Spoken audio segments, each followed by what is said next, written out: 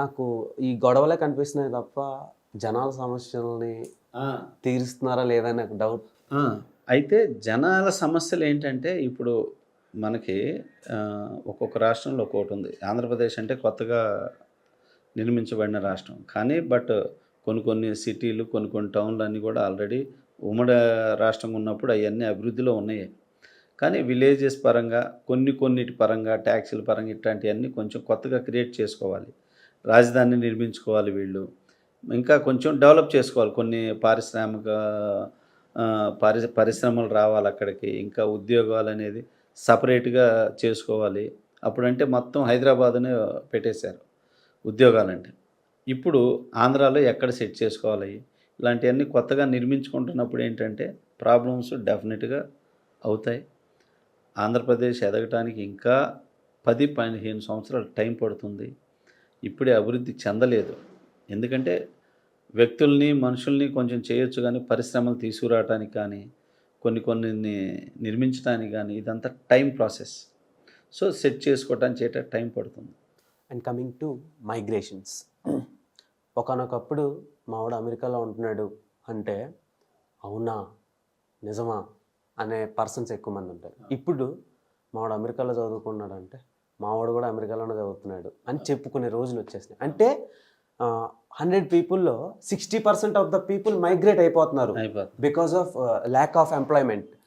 Studies పరంగా, employment పరంగా, quality of life పరంగా చూసుకుంటే బెటర్ దెన్ ఉంటుందండి. దానికి రీజన్స్ ఏంటంటే ఇప్పుడు మన అన్ని దేశాల కంటే మన పాపులేషన్ చాలా ఎక్కువ, 140 కోట్లు క్రాస్ అవుతుంది ఇప్పుడు భారతదేశం సంతతి. సో వీళ్ళందరికీ ఉద్యోగ వృత్తి అంటే కష్టమే. ఒక్కొక్క రాష్ట్రంలో ఎంతోమంది యువత ఉన్నారు. ప్రపంచ దేశాల్లో అత్యధిక యువత మన భారతదేశంలోనే ఉంది యువత. సో ఇటువంటి వాళ్ళందరికీ ఇక్కడ ఉద్యోగం దొరకదు. అందువల్ల బాగా చదివించుకుంటే ఎందుకు ఇప్పుడు అమెరికా అయినా కానీ, లండన్ అయినా కానీ, కెనడా అయినా కానీ, ఆస్ట్రేలియా, ఇక్కడంతా కొంత పబ్లిక్ తక్కువ, మనంత పాపులేషన్ కావు అవి, density of population public. So అంతేకాకుండా ఇలా మన రూపాయితో పోల్చుకుంటే అక్కడ డాలర్ కానీ ఇవన్నీ కూడా అత్యధికం కరెన్సీ రేట్. సో డెఫినెట్గా చదువుకుంటే అలాంటి చోట్లకి వెళ్తే మంచి జాబ్స్ వస్తాయి, మంచి ఇన్కమ్ వస్తుంది. ఆ ఇన్కమ్ వల్ల మనము బాగుండొచ్చు, తిరిగి మన ఇండియాకి, మన ఫ్యామిలీస్కి మనం పంపించుకోవచ్చు అనే ఉద్దేశంతో వెళ్తున్నారు. అలా వెళ్తున్న వాళ్ళే ఎక్కువ. ఇప్పుడు స్టిల్ ఇంకా జరుగుతోంది. ఇప్పుడు ఒక్కో చోట చూసుకుంటే ఇప్పుడు అమెరికాలోనే దగ్గర ఇండియన్స్ కొన్ని లక్షల మంది ఉన్నారు. కొన్ని జిల్లాలే మన పేర్ల మీద రాసి. ఇప్పుడు బ్రిటన్ అధ్యక్షుడు కూడా మనవాడే. అట్లాగే ఇప్పుడు అమెరికాలో కూడా రేపు పోటీ చేయబోతున్నాడు ఇంకొక అతను, విక్రమ్ రామస్వామి అని. సో ఇట్లాగా వెళ్ళటం వల్ల మనకు మంచిగా జరుగుతుంది, మంచి పరిణామం అది. సూపర్ సార్, అది తప్పులేదు, అది మంచి జరుగుతుంది అన్నారు కదా. మరి గవర్నమెంట్కి దీనికి లింక్ పెడుతున్నారు సార్ చాలామంది. ఎలాగా? ప్రతిపక్షంకి వెళ్ళినా లేదంటే మెయిన్ పార్టీ నుంచైనా, ఆపోజిట్ పార్టీ నుంచైనా ఇలా మైగ్రేట్ అవ్వడానికి కారణం ప్రజెంట్ మన స్టేట్లో ల్యాక్ ఆఫ్ ఎంప్లాయ్మెంట్, దానికి కారణం గవర్నమెంట్ అని. గవర్నమెంట్ ఎంతమందికి అనేస్తుంది? గవర్నమెంట్ అంటే ఇప్పుడు సపోజ్ నేను బాగా చదువుకున్నా, నాకు తగిన నా జాబుకి, నా టాలెంట్కి తగినట్టు ఇక్కడ లేదు.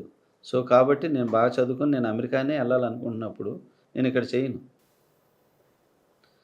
అలాంటి మంచి క్వాలిఫికేషన్ చదువుకొని ఇక్కడే చేయాలనుకున్న వాళ్ళు కొంతమంది ఉండి చేసుకుంటున్నారు.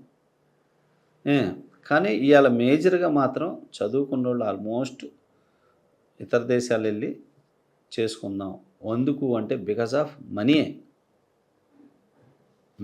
అక్కడ ఎక్కువ డబ్బు వస్తుంది అనే ఉద్దేశంతో వెళ్తున్నారు తప్ప ఆ దేశం మీద ప్రేమ ఉండి వెళ్తల్లా, ఈ దేశం మీద ప్రేమ లేక.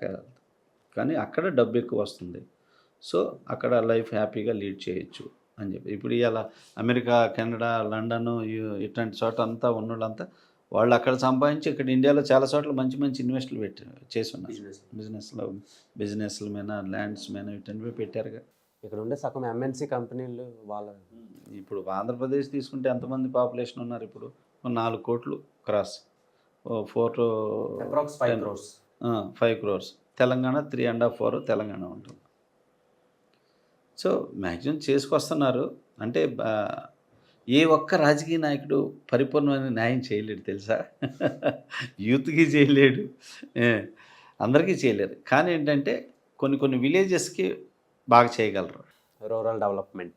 విలేజెస్కి ఆటికి ఇటన్నిటి బాగా చేయగలరు, అన్నిట్లో ఇలా చేయగలరు.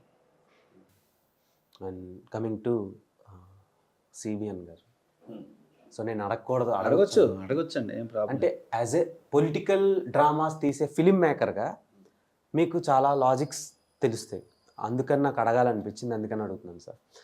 ఇక్కడ ఏమైందంటే అది రివెంజ్ కోసం జరిగిందా లేదంటే ఆయన తప్పులు చేశారని పెట్టారనేది జనాలు చాలామంది కన్ఫ్యూజన్లో ఉన్నారు.